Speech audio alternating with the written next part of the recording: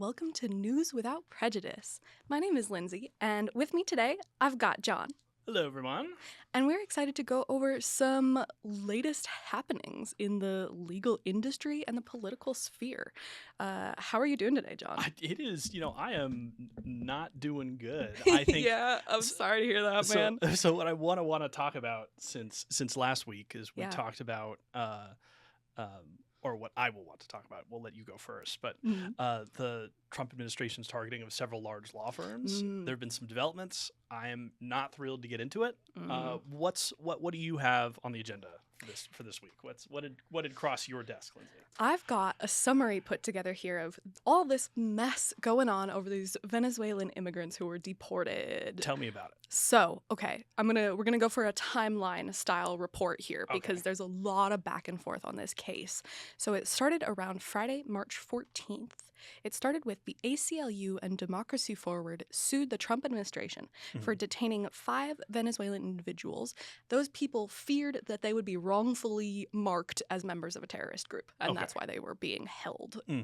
So ACLU and Democracy Forward sued, and then Saturday, March 15th, the next day, the chief judge of the District Court for D.C., Judge James Boasberg, I like that name, issued a temporary restraining order to stop those individuals from being deported and called a hearing for 5 p.m. that Saturday evening. Okay. Later that same afternoon, the White House invoked a law from, I believe, 1758 called the Alien Enemies Act that specifically allows the government to sidestep migrant rights in the idea of public safety. So these were Venezuelan citizens, but they were not actually deported, but transported to El Salvador, right? Yes, that's right.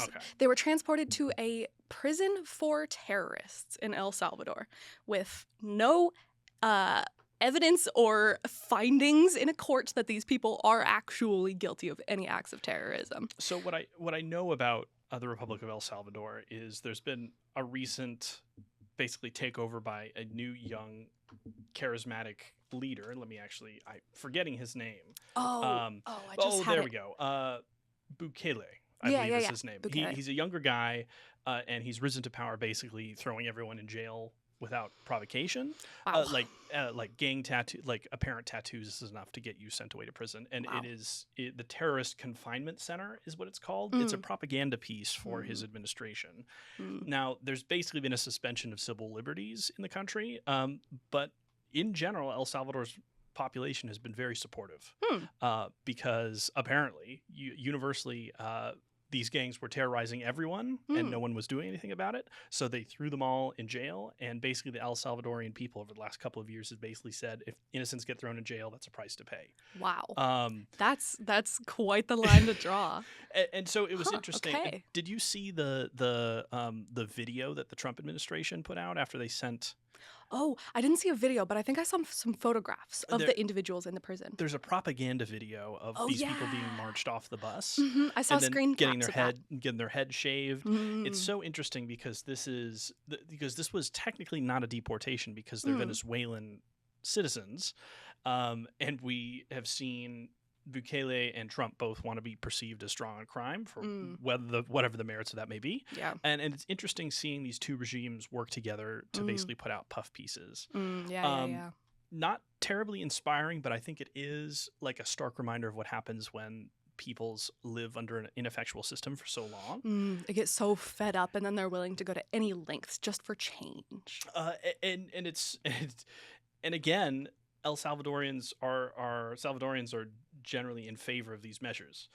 So it was interesting to sort of see sort of these two systems merge. And I always wonder, where is this headed? Because just after this happened last week, judges' defiance aside, Trump was talking about those people who burned a handful of Teslas somewhere in California, sending them to the same terrorist confinement center in El Salvador, which is American citizenry. Wow. Or anyone who is a terrorist, and then is what he originally said. And then when the Tesla burning came out, they called them terrorists, and so you're seeing an alignment of these goals to an eventual, conclusion. Wow. Similarly, the administration is using threatening to use Guantanamo.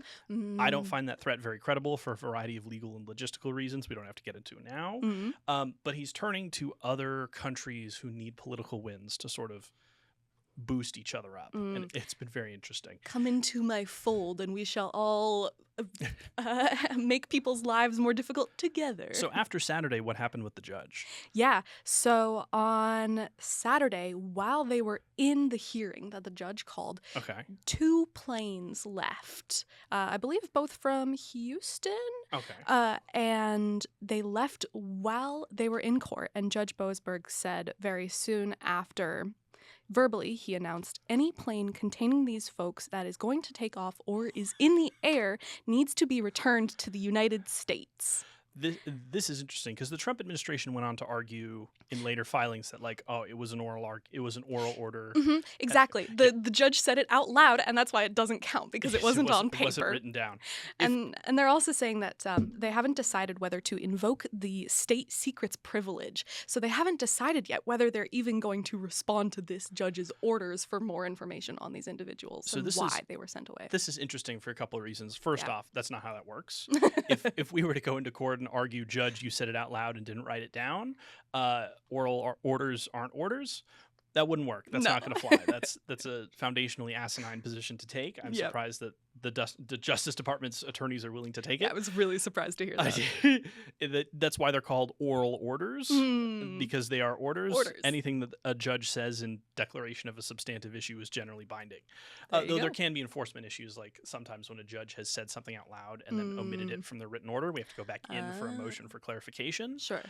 So you get some weird overlap, but ultimately it was just to clarify what everyone knew to begin with. Similarly, I'm shocked, continue to be shocked at sort of their motion to stop the order. Did you happen to read that? It was full. I didn't quite get there. It was basically just calling the judge, complaining to the judge about the judge's power. I've never seen a motion like it. We should have an episode just going it over at length. We don't have time now. But cultures have shifted at the Department of Justice, let me put it that way. Whew, boy. Yeah, let us know if you'd like to see us get into that. Yes. That could be really interesting. Yeah, absolutely. Okay, so what happened next? Well, we're waiting. What happened next is that Judge Boasberg ordered the administration to provide documentation on who these people are, where they're going, and why. And the administration is saying, we don't really want to do that. And they're just fighting it. And that's it. And he's given them until, I believe, Tuesday, March 25th to either provide him the info or decide if they're going to invoke state secret privilege. So this is an interesting interaction of the Department of Justice's executive power versus the judicial branch. Immigration courts in this country are not actually courts. They are not judicial officers. They're just called courts because we call them that, but they're actually executive branch employees they're just appointed. They're just guys. Oh, I didn't know that. So that's why you always hear of people just getting deported. There's no it's an administrative process. Wow. There's no standards. There's no precedent because they're not judicial branch employees. And so you're seeing while judicial courts, Article III courts, have deferred to the executive branch's power over national security and immigration, this is one of the reasons why the Trump administration is so upset. It's because the immigration judges are under their direct control and standard district court federal judges are not. Wow. Yes. What a mess. We'll have to see. We'll keep everybody tuned. Yes. I think so people are calling this a constitutional crisis because the Trump administration is sort of toying with defying the judge's order. I don't want to say a constitutional crisis is not credible because there's certainly the concern. Sure. But I have not seen them outright deny yet. So I think it's sort of this environment of fear and concern, but I hesitate to call constitutional crisis until we actually see it in writing, which is when the rubber will hit the road and also when the DOJ attorneys will face consequences. Yeah, for sure. Because you can't outright defy a judge's order without the bar coming after you. And federal attorneys still have bar membership in various jurisdictions. And so that is the way they will get cut out from under them. And that's why you saw a bunch of DOJ attorneys retire or quit right when the Trump administration took over, because they knew they couldn't put their names to some of the stuff the Trump administration was asking them to do. Wow. Yeah. That's what an incredibly difficult position for those attorneys to be in. Yeah, I mean, some of them. I'm sure some of them are loving it, but I'm sure plenty others are like, "Oh, do I stay or do I go?" Yeah, I know. That's tough. It's a tough one. It's a tough conundrum, and I fear for the future of our republic. Well, you got any stories you want to talk about? Yes, and sort of in that same vein, last week we talked about how the Trump administration issued an executive order targeting the leadership of various large law firms, Perkins Coie, Quinn Emanuel, Perkins Coie, Paul Weiss, Rifkind, Wharton, and Garrison, which is the firm we'll be talking about today. Okay. And a couple of others, stripping them of security clearances, targeting their clients, basically putting out a hit list publicly against these large firms. Such a shame. One of those firms, specifically Paul Weiss, which is the abbreviated name, the full name of the firm is Paul Weiss, Rifkind, Wharton, and Garrison. The New York-based firm, according to CNN, has agreed to dedicate an equivalent of $40 million in pro bono legal services over the course of Trump's term to, quote, support the administration's initiatives. The firm also agreed to audit its employment practices and pledge not to, quote, adopt, use, or pursue diversity, equity, and inclusion policies, whatever that means. So they're capitulating. The statement notes that Trump agreed to the deal following a meeting with the firm's chairman, Brad Karp, quote, during which Mr. Karp acknowledged the wrongdoing of former Paul Weiss partner Mark Pomerantz, the grave dangers of weaponization, and the vital need to restore our system of justice. It was not immediately clear the statement what wrongdoing the statement referred to. Paul Weiss's leadership and a firm spokesman didn't immediately respond to CNN's request for comment. This is the exact opposite of what I was hoping you would say. Well, it's interesting. Well, it's disheartening. Paul Weiss basically kissed the ring, and the Trump administration successfully extracted sort of just like a groveling apology for non-specific weaponization and. It's very vague. It's very vague. I can't even comment on what this might have been because it's very vague and non-specific. Diversity, equity, inclusion policies could mean almost anything. Yeah. Also to not, quote, advance employees based on anything but merit, implying that black and brown people are not as good at their jobs. The deal comes as the Trump administration cracks down on top law firms. Trump had signed the executive order targeting Paul Weiss a little over a week after he targeted the large corporate firms Covington, Burlington, and Perkins Coie. There we go. Covington, Burlington is the one I was forgetting. They also, signed an executive order suspending security clearances of employees at Perkins Coie, citing the law firm's DEI policies. He's also issued another executive order removing the requirement for federal contractors not to have segregated bathrooms and water fountains. Which, among other things, excuse me. Well, it's mostly symbolic because it is still federally illegal to do that. Okay. But this was just explicit federal contractor requirements. Wow. So even though that's the most minuscule, it's just gross. It's just really, really gross. It's really gross. Wow. It won't have any practical effect because it's still illegal, Thank but God. it's the signal that is really worrying and upsetting. I talked about this last week. I'm surprised that Paul Weiss's move here, because I thought that at least me in the way many others saw it, is that it would not be worth it to capitulate because Trump is only going to be here, we hope, for 4 more years. And if they kiss the ring, it's going to sort of undermine people's confidence that your lawyers are fighting for you if you're opposing the government. Yes. And so that they've basically pledged to give him $40 million. Some people... that one hurts. Yeah, I some people I talked to were like, oh, they're just negotiating. And this isn't quite like pre-litigation negotiation. They chose to capitulate instead of sue the Trump administration. But this is more akin to like you writing the judge a $40 million check and then the judge dismissing the charges. But it's worse because Trump can actually bring back the executive order at any time. And so when you capitulate, you open the door to further. It basically Trump still has all the power here because an executive order can be reinstated at any time. Yeah, you openly admit that we are submitting to you and our will as a corporation will be under yours. Not that I'm like a huge Paul Weiss fanboy here. They're a giant firm. Like Sure. Really, they can go to hell. But it's the thought that counts, especially since other large law firms are right now suing the Trump administration and taking positions that the executive orders are likely unconstitutional. Right. And Paul Weiss didn't even wait long enough for those actions to even play out. Ooh. Yes. Oh my goodness. I know. That's crazy. So it's a mixed bag. Not the greatest news today. I think the rule of law is a little bit I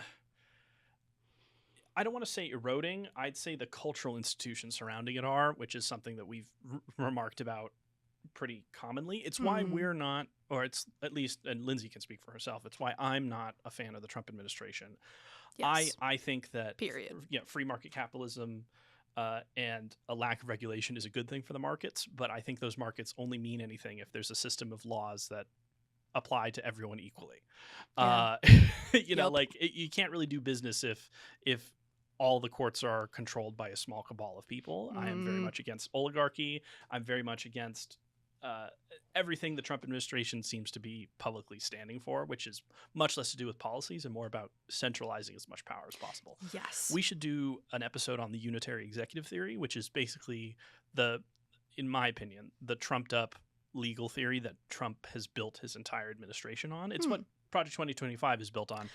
They're exercising a power called impoundment, which is the idea is that the president can impound funds appropriated by Congress under the due and faithful enforcement of the laws under the Constitution.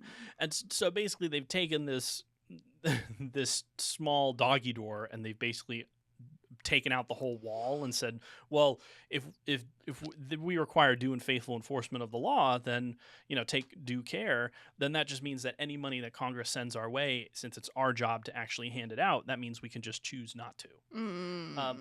Which, for complicated reasons we don't have time to get into, is not how it works. Thank goodness. So, do you have anything else to discuss for the news? I think that's the big stuff. The last one I want to touch on is he went ahead with his Department of Education bullshit. Oh, right. Yeah. On Thursday, March 20th, Trump signed an executive order to mostly dismantle the Department of Education. So, from what I understand, it will still specifically exist and continue to work on Title I and Pell Grants. Yes. But everything else will be gone from the Department of Education. So this is interesting. The Department of Education cannot be abolished by executive order since it was established by Congress. But it sounds like he's sort of talking out of both ends of his mouth here. Yeah. He's saying, let's abolish it. Well, I guess we'll keep a little bit of it. Well, he's actually, the Pell Grants, loan oversight, and Title I enforcement are pretty much 95% of what the Department of Education does. The Department of Education does not have curriculum authority over any state in the union. And they never have. And they never have.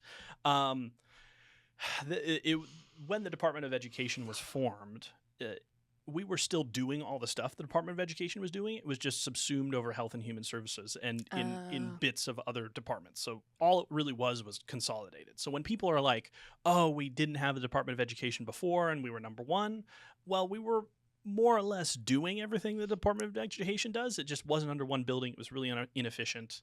We were great before, we'll be great after. Well, if we just stop doing these things, I think students with IEPs, individual education plans, are going to be fucked. I think, there's a lot of federal funding from the Department of Education for things like low-income communities. I know of a school here in Washington, 30% of all of its funding comes from the Department of Education and federal grants. Wow. And student loans, student loan management. Though, to be fair, most of those student loan accounts have been outsourced to third-party contractors. So the Department of Education actually doesn't oversee those at all. Who knows what this will actually look like, or if anyone in Congress will stop them. But I note that this is happening more and more because Congress isn't working. And so from a certain perspective, I'm actually sympathetic that not that Trump is using these executive powers, but if you look at a graph, there was a graph I saw the other day. I should throw it up on screen as I'm talking about this.